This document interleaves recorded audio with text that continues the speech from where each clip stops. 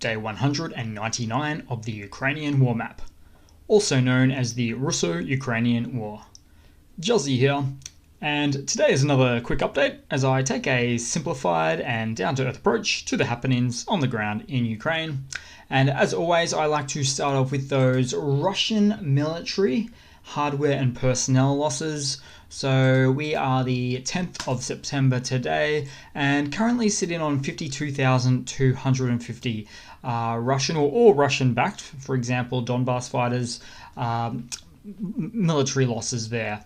And to top that off, we have the hardware losses. So armored combat vehicles, 9, tanks, a massive 14, and artillery, a whopping 22, plus 1 chopper as well. So we'll jump back to the map here to begin with, where Ukraine has captured an estimated, nearly 1,000 square miles in the Kharkiv Oblast offensive. So all around this top northern eastern section here, where the Ukrainian forces are clearing pockets of disorganized Russian forces caught in the rapid Ukrainian advance to Kupiansk, Izium, and the Oski River as well. Now, there is no perfectly updated or up-to-date map for what's going on here, but I have located this little gem for you, so it's a bit of an animation of what's happening. So basically, you'll see here the Ukrainian armed forces pushing through, going from the west to the east, starting out at Balaklia, going all the way to Kupiansk, and then finishing a little bit further down at the Izium entrance as well. Now, due to the extremely fluid situation on the ground at the moment, with over 30 settlements liberated in the Kharkiv Oblast region now, even when I'm talking, things are just changing so quickly. But I'll try to keep up with it. I'll try to put this in order. There's just a lot of information, a lot of good video footage here that I'll show you guys now. Okay, so we'll start off with a little bit of footage, and here we have the Sharivka, which is right near Balaklia, in fact. We'll zoom in and you'll see it there, where we can see footage of the Ukrainian armed forces advancing. So that was the first one to begin with there. Then we've got some additional footage of the Ukrainian armed forces in Kupiansk as well. So there we go with that one. Then we've got some news advising that the Ukrainians also made it through to very far. In fact, they've taken Izium, and I'll get into that in a moment. But right next to it, Kapitalovka, right here. So this one is actually a photo of an explosion there. Then just another quick photo of the Ukraine military putting up a flag in Borshivka there. Now we'll just jump back to the map quickly, and what's really happening here in Kharkiv at the moment with the ongoing recent offensive, just from a different look, is this whole area is being taken out. Everything from Balaklia through to the Oski River, north to Kupiansk and south to Izium. And very interestingly, there's a bridge out of Kupiansk has actually been hit. We don't know for sure, but we believe it's on the Ukrainian side. We very much doubt that the Russians would take out this bridge because they want their reinforcements to get back into this location. And just from recent history, we can see that any land obstacles, rivers, things like that, Russia has a very, very difficult time getting over, staying over, moving backwards and forwards, that sort of thing. So that's probably a really good thing to see there, their inability to recapture or reinforce this area, which they said they would do. I showed some footage yesterday, some sort of like Russian Ministry of Defense marketing footage showing these non-Z vehicles. They don't have the Zs on them. There's a bunch of them in all these wide angles and things, saying that these are going to help with the reinforcements in Kharkiv. But I think it's a bit too little too late, and we don't even know if that footage is real anyway. Now also we've got some footage of a base that was destroyed in Veliki Burlak right here. So very almost exactly east of Kharkiv there. So yeah, a bit of footage there to show too. So this is quite deeply held within Russian-held Ukrainian territory, getting really close to that actual Russian border too. So very interesting to see that there too. And I'll just quickly keep it up with the footage. The faster the better in this case. So much to go through. So in Kupiansk, got another bit of video footage of in the middle of the city, effectively. Some footage of spinning around the top of a rooftop of a building. So that's really good to see. It's actually quite impressive, really, because the International Study of War, actually the Institute for the Study of War, said just a day ago that it might take up to 72 hours for Ukraine to take Kupiansk. So they did say that it would be taken, but in a much longer time, an extra 2 days. So it's already been taken, so it's really great to see there. Really impressive. And we've got an additional photo of a flag put up at Kupiansk. And another photo of what appears to be a very, very warm welcome by the Ukrainian citizens and civilians there to the Ukrainian military. Now we'll move on to Izium, because this is really breaking news in the last couple of hours or so, that the Russian forces have actually left Izium without a fight.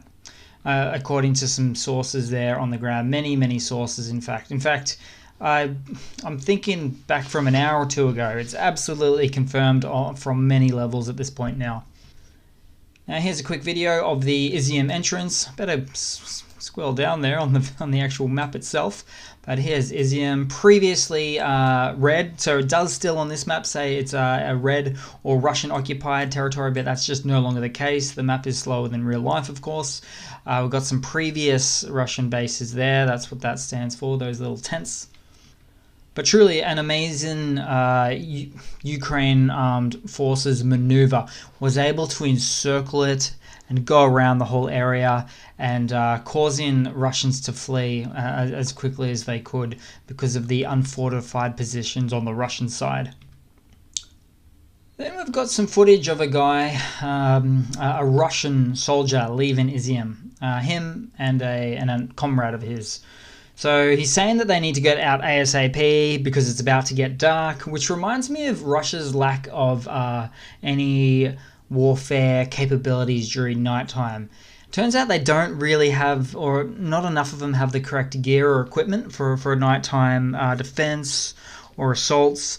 They particularly, the soldiers in particular, there's some audio calls captured about the Russian soldiers laughing about the fact that they don't even have night vision goggles, things of that nature there.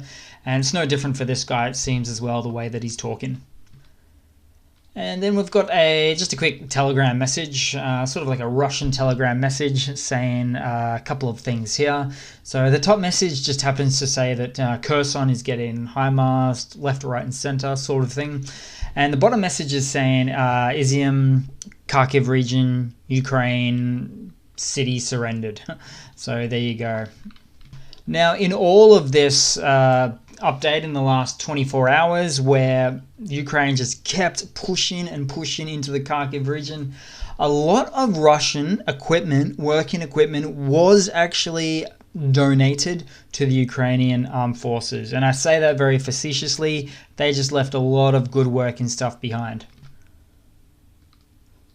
The first one is something of a small ammunitions depot, or just a bit of ammunition left over at the Balaklia location. Call it a small military arsenal, if you will. And probably next up in no particular order, the U forces captured a Russian Gaz-51 truck in the Kharkiv Oblast. Now, these are actually really old. It's surprising to see these. These were last manufactured in about 1974, 1975, but this one could easily be from the 60s.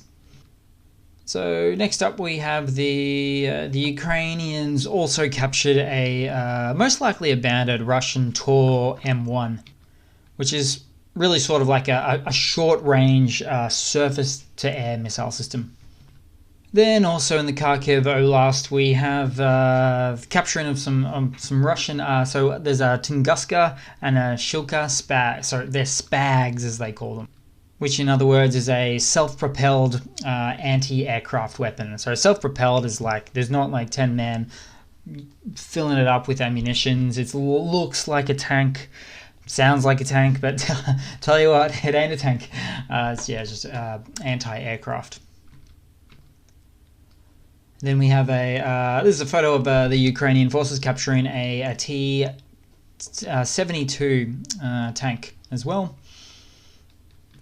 And on top of that, they also got a counter battery radar system, which is pretty cool. So let's just say when the Russians would normally be using this before it was left behind, these things would actually capture where the artillery projectiles from the Ukrainian side are coming from and use those coordinates effectively to shoot back at that location. And then next up, a Ukrainian tank recovers a captured Russian BA-2 engineering vehicle.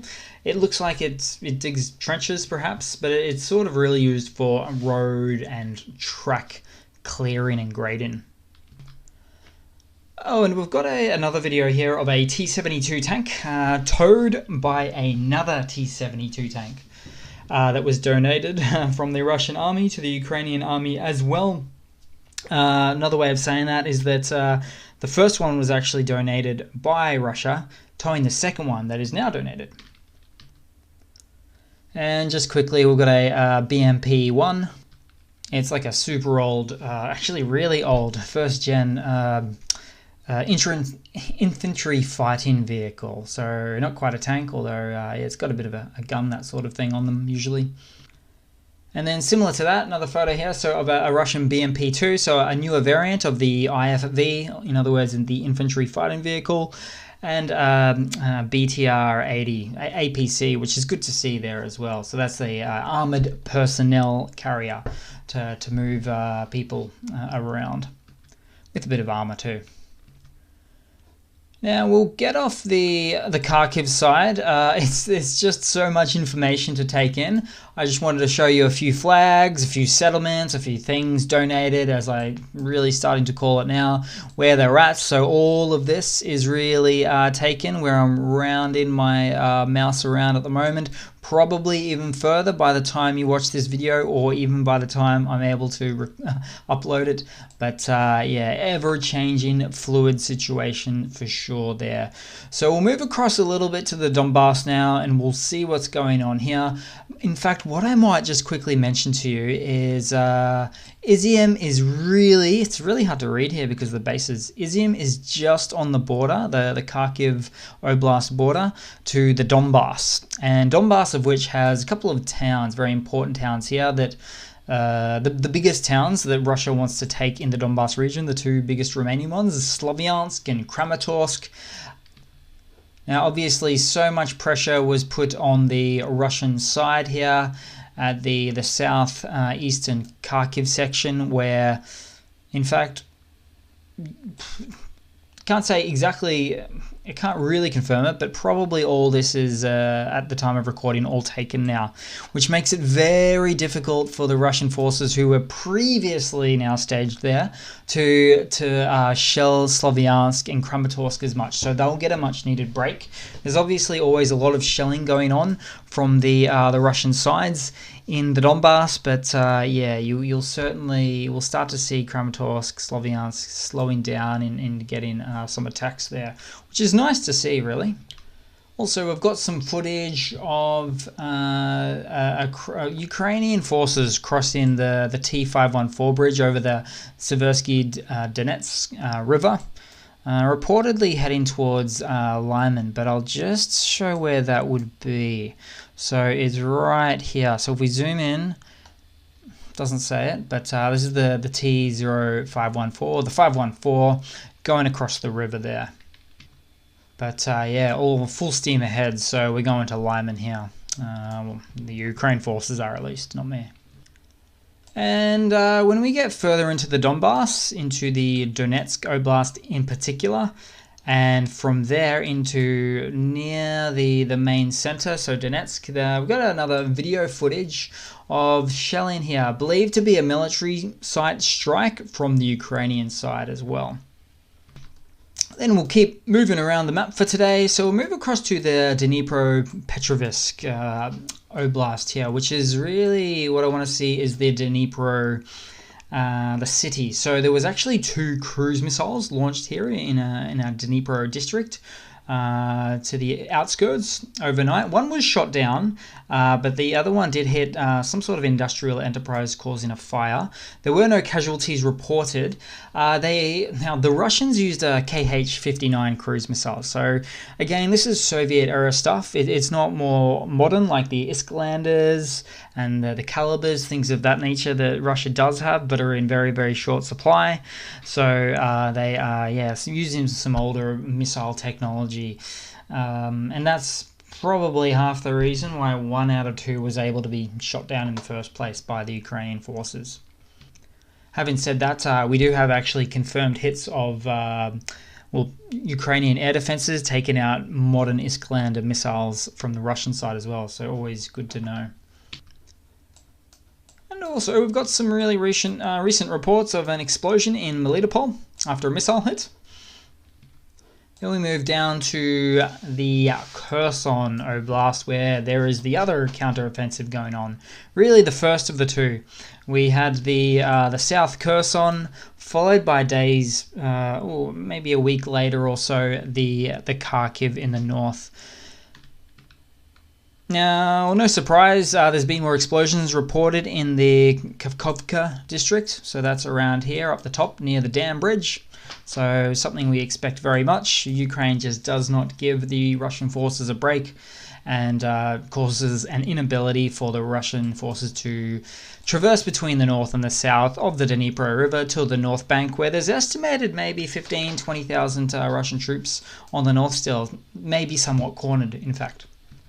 But on this topic or this area, the Ukraine forces destroyed 9 tanks and eliminated 75 Russian troops in the south here. They also destroyed 2 Mr. B howitzers and 8 units of armoured vehicles. So, yeah, quite a big day as well on the Kherson counteroffensive too. And then we'll move across to a little bit of news for the day, and we'll keep it at that. So, news from Estonia. So, the Estonian Unmanned Armoured Personnel Carriers, so let's call them unmanned APCs, arrived in Ukraine. Now, they're called the Themis APCs, and what they do is, so unmanned, so they free up infantry from the front line, so it's sort of a safer deal like that.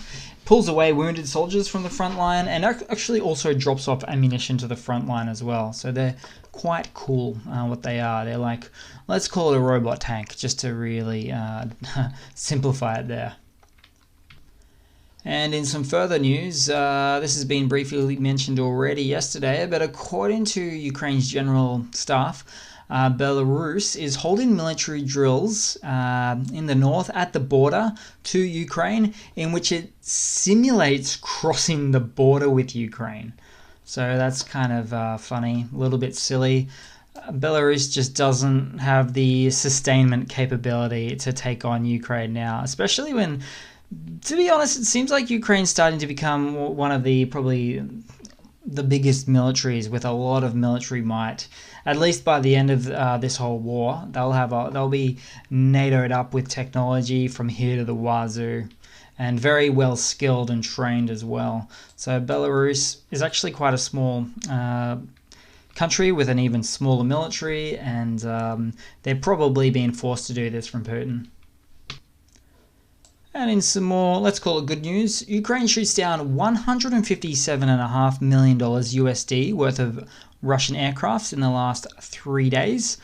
So this includes things like the 2 Ka-52 Russian Alligator choppers, an Mi-24 helicopter, 2 Su-25 jets, and 10 all-land drones. So been making it very costly from an Air Force, a Russian Air Force perspective for the Russians in the last few days there. And just a really quick, short, funny to round it off today with guys. So this has been going around in the last few days and weeks. Russia was saying that everything is going according to plan. Then this joke here kind of speaks of the Russian side is actually really, in real actuality, fleeing from the Kharkiv Oblast area, it seems. Oh, and on that topic of the fleeing, in that exact same Kharkiv Oblast area as well, got a quick video here that relates. So, Russian occupier, sort of on the back of a tow, explaining how lucky he is to flee.